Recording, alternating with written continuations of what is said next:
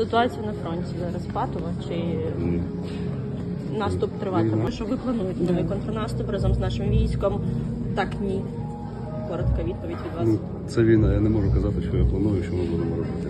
Бо інакше це буде шоу, а не війна. А ви бачили заяви? Це на людське життя, про це не можна казати жодного разу. This is my video update on this Monday, midday, December the 18th. Let's talk about some news. And let's start things off with the election results in Serbia. The party of the incumbent President Alexander Vučić, they won the elections that were held yesterday in Serbia. No big surprise with the results, and no big surprise with the collective West media freak out over the election results. The collective West media is saying that these results, of course, were rigged. The Guardian, they have an article with the title, Serbia's ruling populists claim sweeping victory in election amid vote rigging accusations.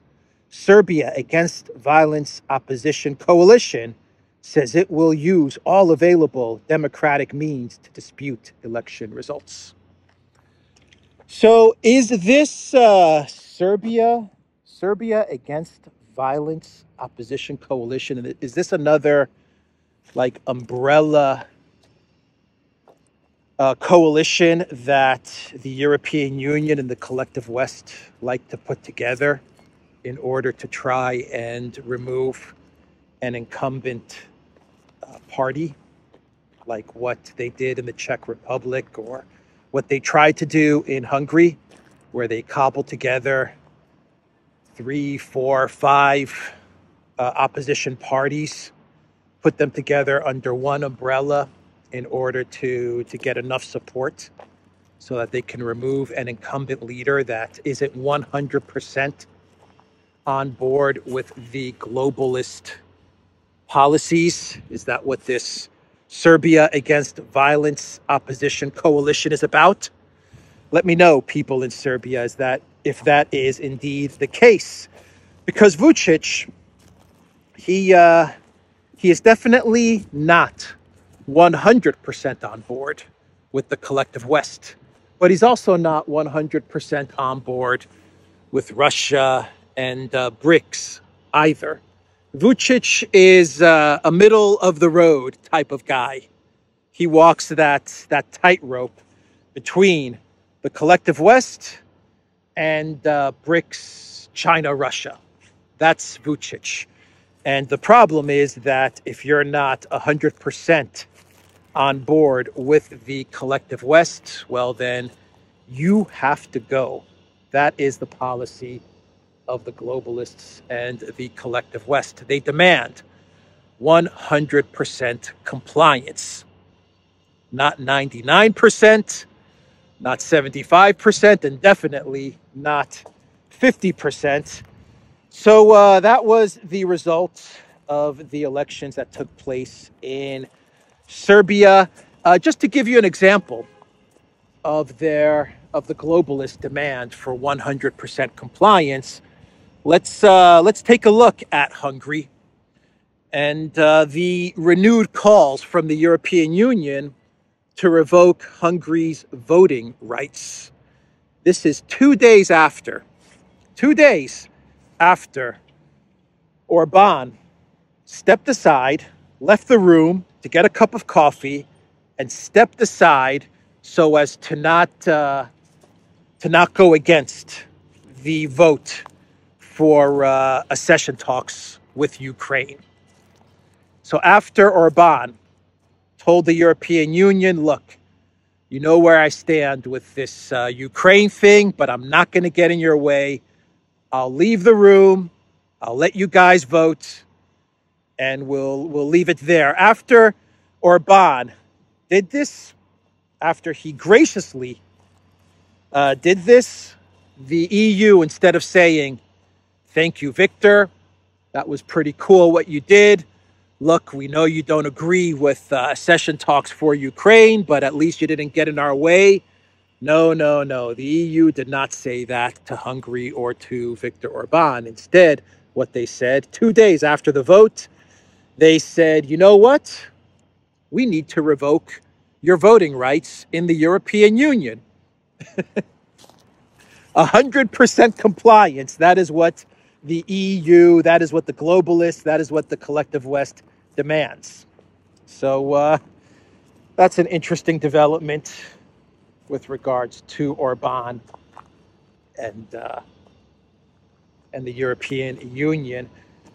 So in Ukraine, in the office of the Ukrainian Armed Forces commander, Mr. Zaluzhny, if you believe Zaluzhny still exists, in his office, it was discovered that there was a bug, a wiretap in his office, though the reports are that the wiretap was old and ineffective, but it was a wiretap nonetheless.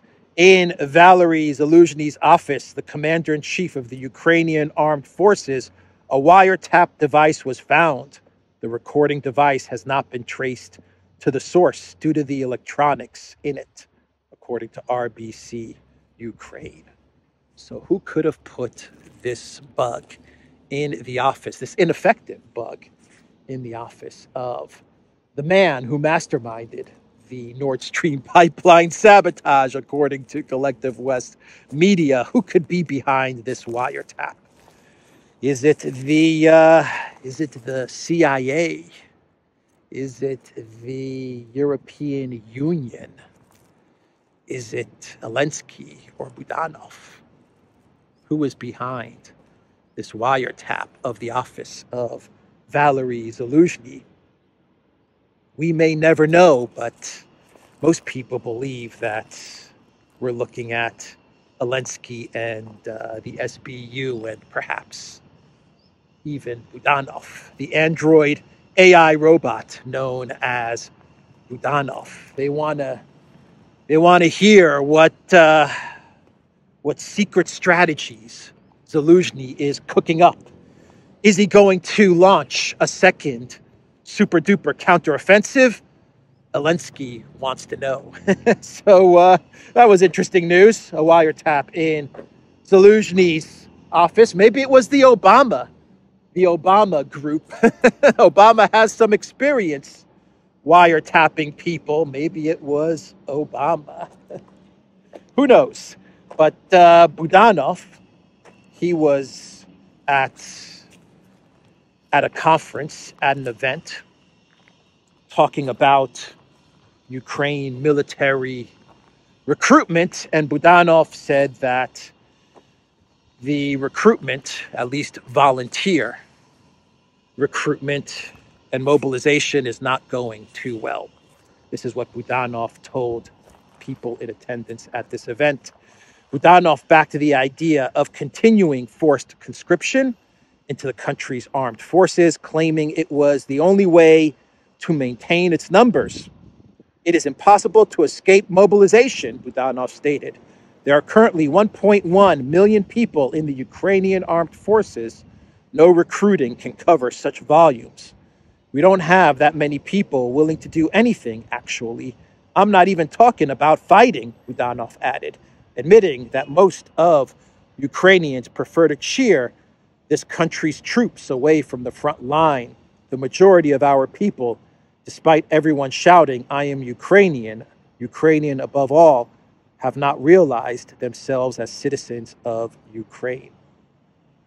So it's Budanov saying that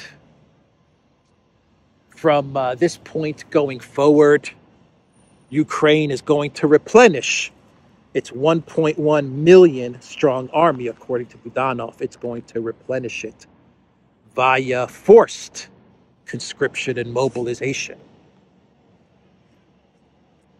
So where did the volunteer contracted professional soldiers that made up this 1.1 million strong army, where did they go? That it is now having to force the Ukraine military to find people to join an army that they don't want to fight for. Where did the 1.1 million people go, Mr. Budanov? The Economist, they put out an article yesterday with the title, Ukraine's army is struggling to find good recruits. And then The Economist also says Russia is suffering immense casualties, but has the edge in manpower. Whenever they criticize Ukraine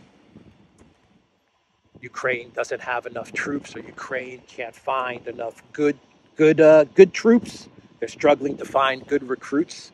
Whenever they come out with articles like this, they always have to follow it up with Russia's doing worse.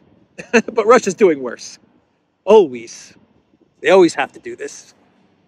Even though Russia has been fighting this special military operation with a defensive strategy, Russia has pretty much been in the defense, an active defense, as Putin and Shoigu have described it. But Russia has been on the defense.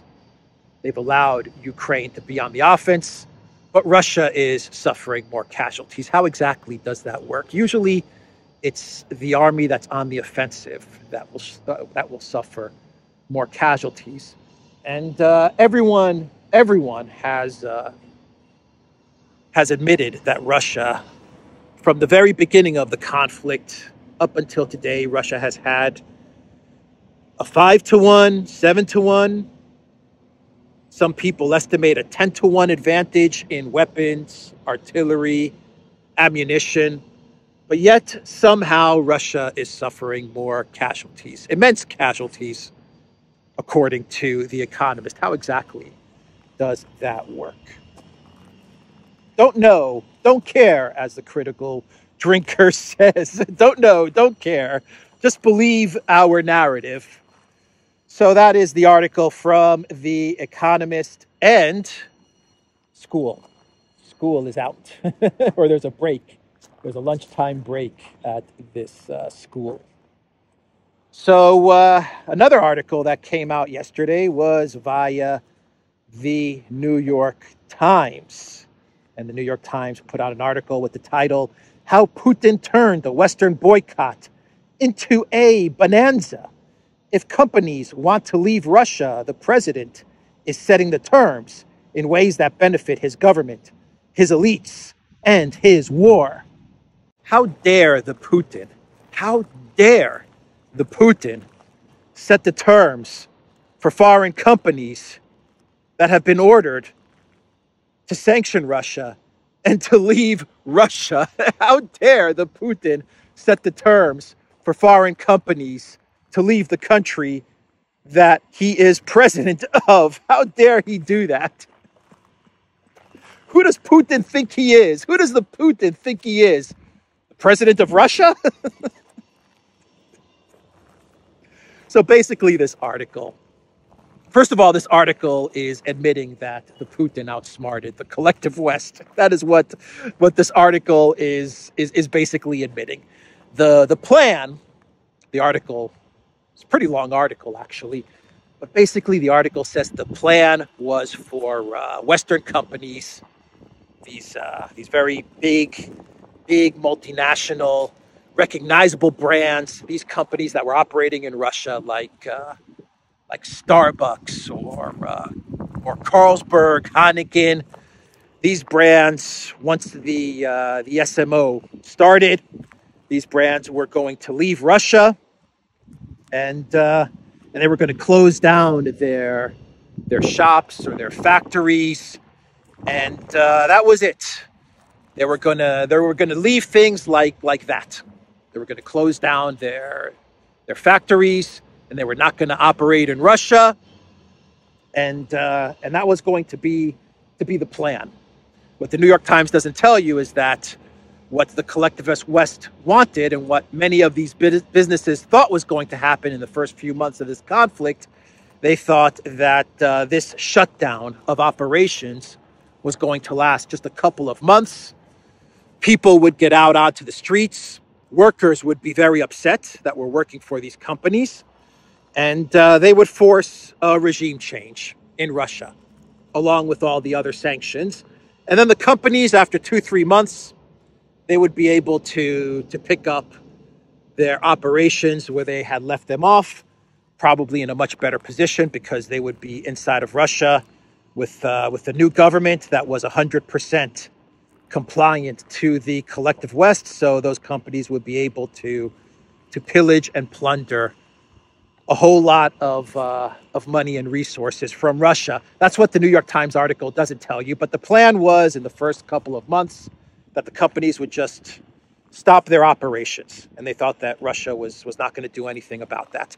But the article says that the Putin had other plans. The Putin had other plans, and he actually forced the companies to stay open. And he also forced the companies over time to sell their assets. So there was going to be no pause in the operations, no mass layoffs, no people out onto the streets, no workers without salaries. Putin said, no, we're not going to have any of that. And once the sanctions failed, once the economic sanctions war failed, Putin told the companies, you know what? You guys have to sell your assets if you don't want to stay in Russia. You're not going to shut down. You're not going to put a pause in your operations. So give over your assets. And some of the companies had to actually sell their businesses for like $1. That's what Carlsberg and Heineken, I think it was Carlsberg or Heineken, one of the beer companies actually had to sell its assets for like $1, €1. And they were very upset with that. They were very upset with that outcome.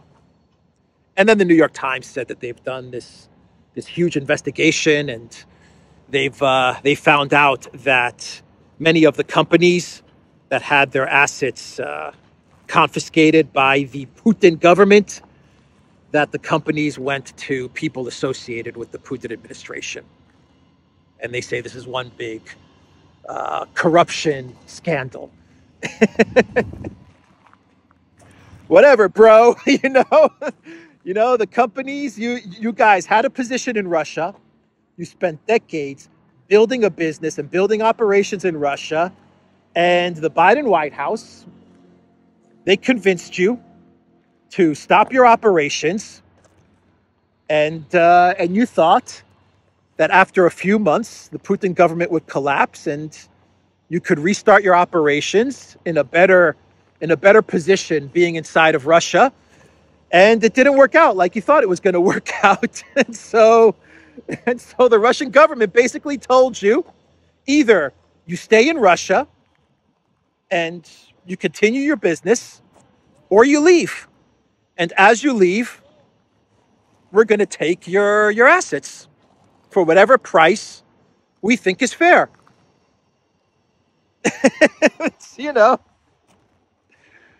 You shot yourselves in the foot. You guys believed that the Biden White House was going to get regime change. And then when the Biden White House didn't get regime change, you guys were effed. But I mean, the big multinational, super smart businesses that were operating in Russia, the Starbucks and the Carlsberg and the Heinekens and all the other businesses that were in Russia and decided to effectively sanction the Russian government. That's kind of stupid, isn't it?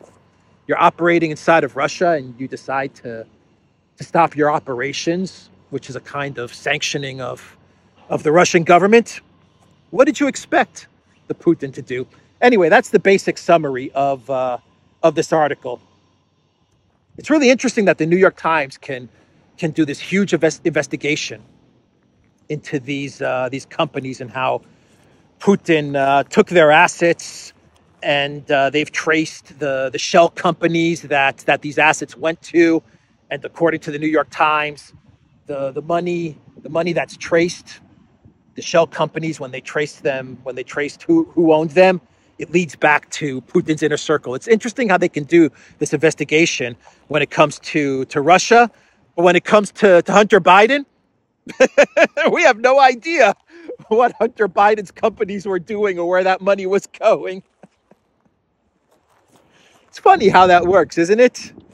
But look, the real purpose of this article, and I actually tweeted about this, is actually pretty clever from the New York Times.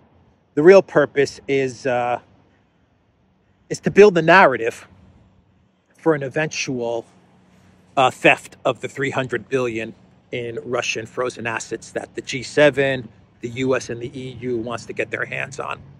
That's the real purpose of this article. I put on a tweet. I wrote this. But more to the point, the real purpose of this article is actually very clever. It says Russia seizes assets seemingly without reason and thus cannot be trusted as a place for business investment.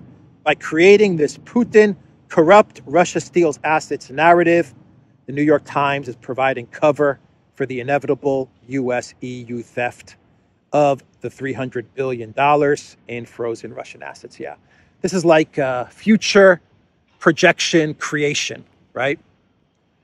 They're trying to find ways to steal the 300 billion in Russian foreign assets, so they get the New York Times to come up with this big investigation and this big article about how the Putin seizes and steals Western assets inside of Russia, and how Russia is not a good place for foreign businesses to invest in because of the uncertainty that one day maybe the Putin will come in and seize their assets for $1.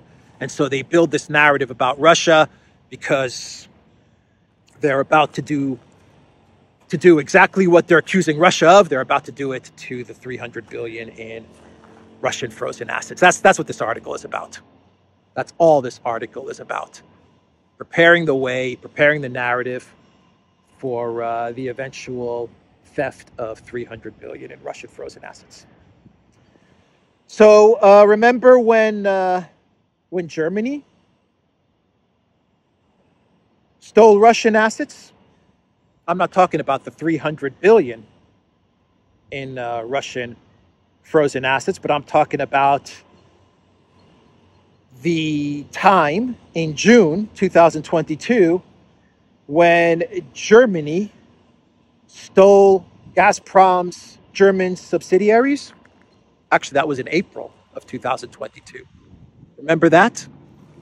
I didn't see the New York Times coming up with a big in-depth investigation when Germany stole Gazprom's subsidiaries in Germany, when the Olaf Scholz government decided to steal Gazprom's assets. Or how about the time when Germany seized 3 Gazprom liquefied natural gas ships? How about that instance? I didn't see the New York Times be too upset with that either.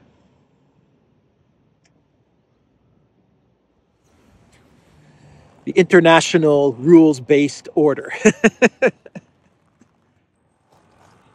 Yeah, the collective West over the past 2 years, they've been seizing a whole bunch of Russian assets. But the New York Times doesn't care too much about the assets that the collective West steals. They've even been stealing assets from people who aren't even associated with the Putin government. For example, Abramovich, and how the UK stole Abramovich's football club just like that, out of the blue. One day, Abramovich owns Chelsea. The next day, you're Russian, we're taking Chelsea.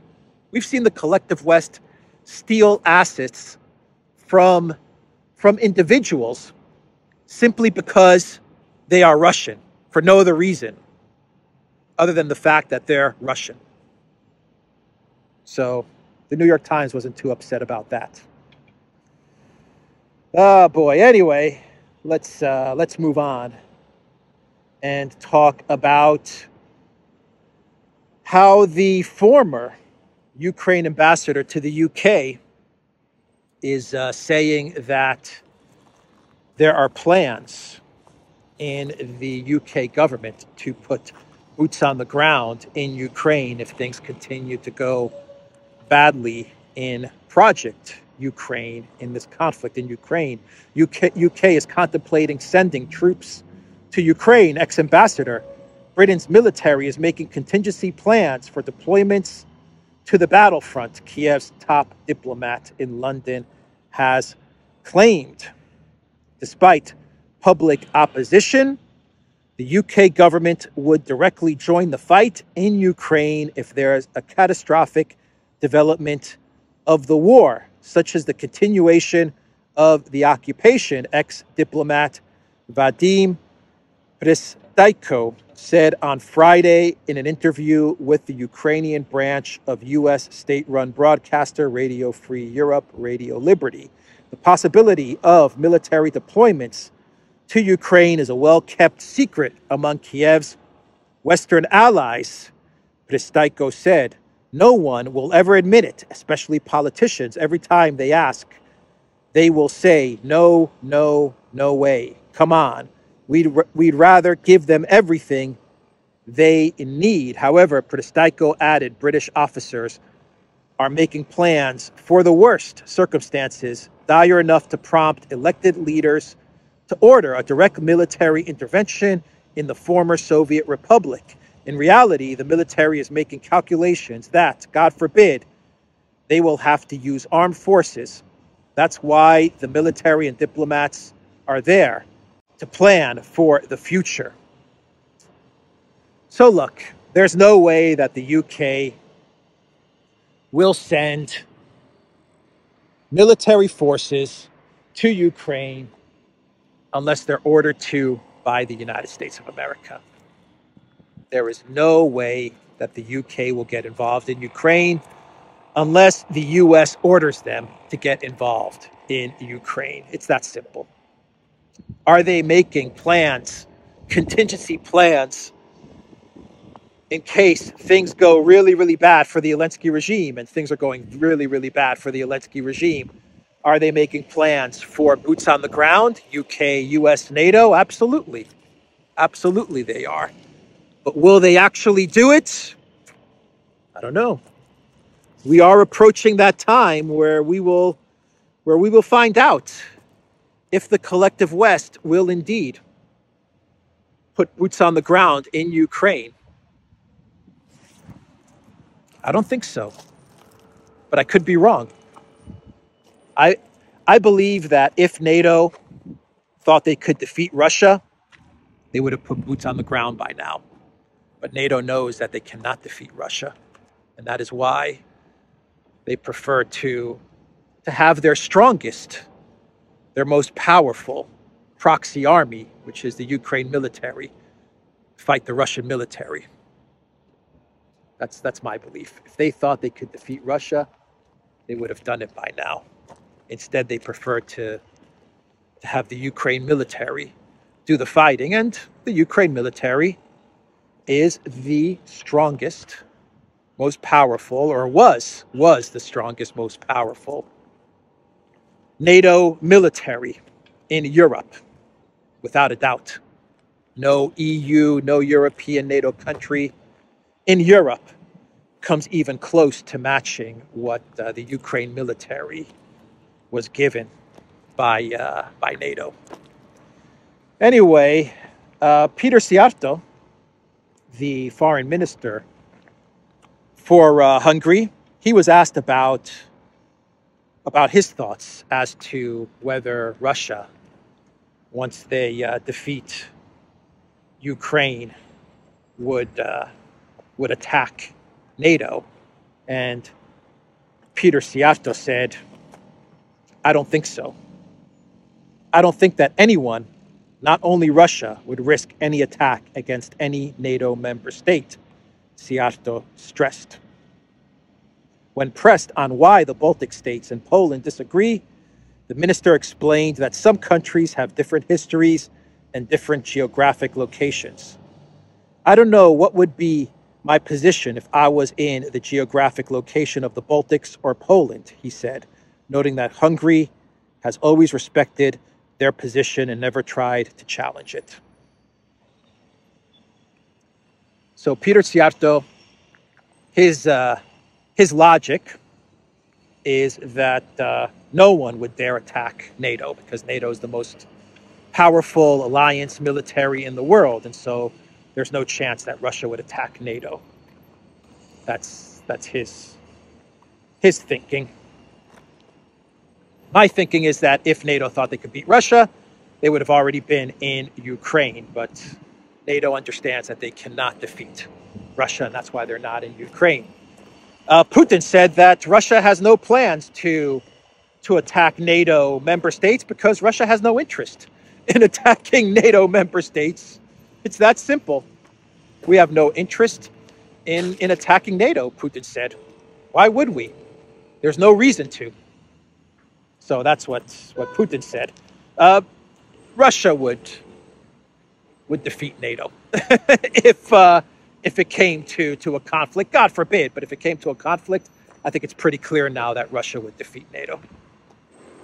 I mean, NATO's pretty much been demilitarized by Russia already.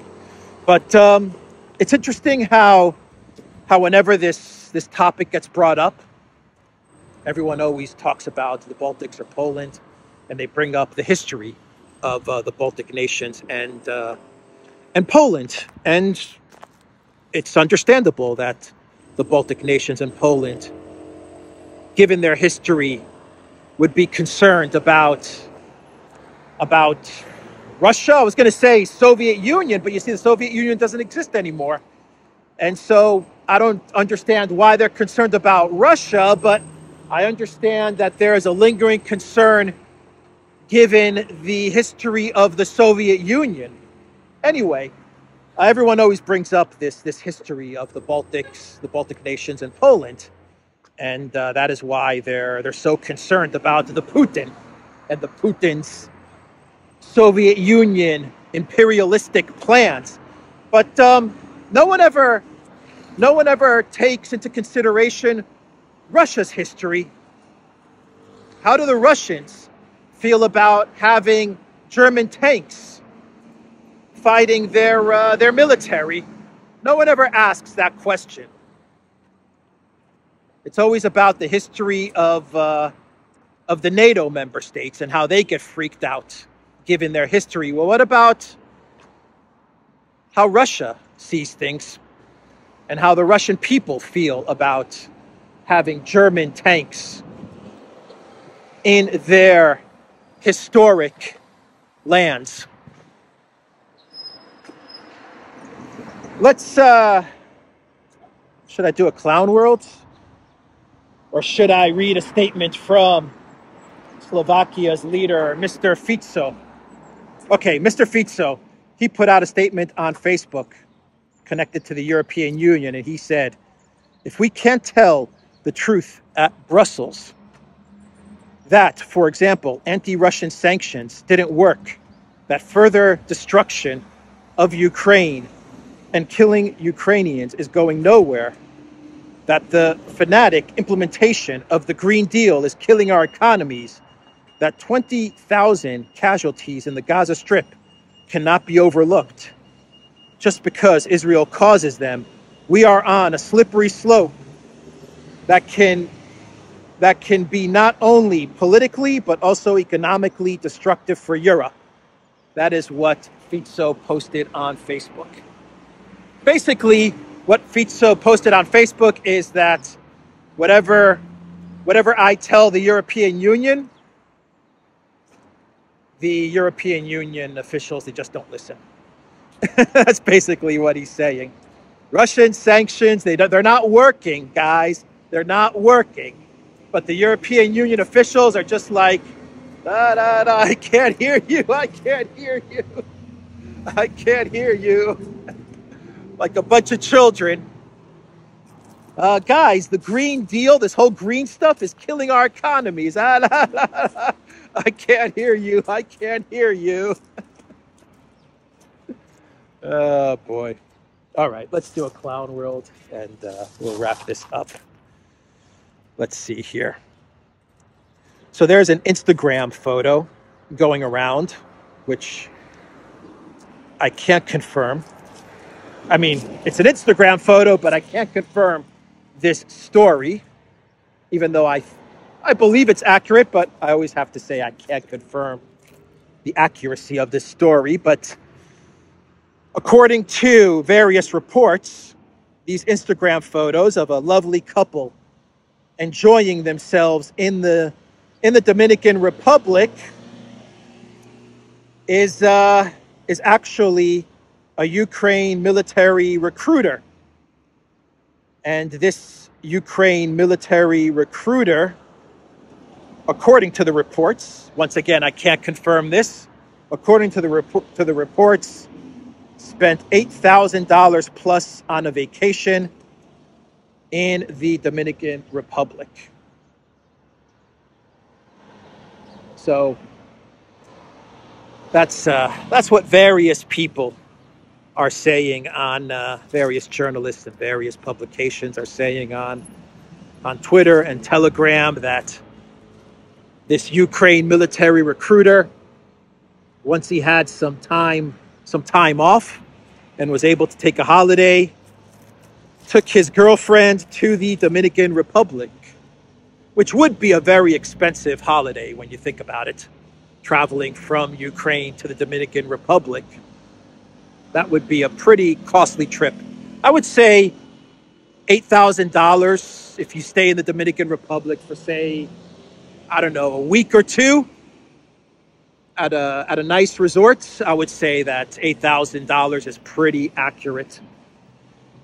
So yeah, you know, a military recruiter, from what I understand, they get paid good money to let various high net worth individuals off the hook and not send them to the front lines. That's the problem of corruption that the Zelensky regime every now and then talks about.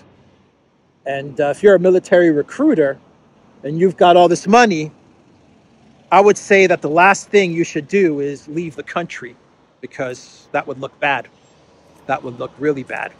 At a minimum, keep everything on the down low, and if you have a week or two off, hang out in Ukraine, and when the conflict is over, then you can take your girlfriend to the Dominican Republic. That would be my advice to these military recruiters, but what do I know? What do I know? Anyway, that's the video, everybody. theduran.locals.com. We are on Rumble, Odyssey, BitChute, Telegram, and Twitter X. And go to the Duran shop, 20% off. Use the code TheDuran20. Take care.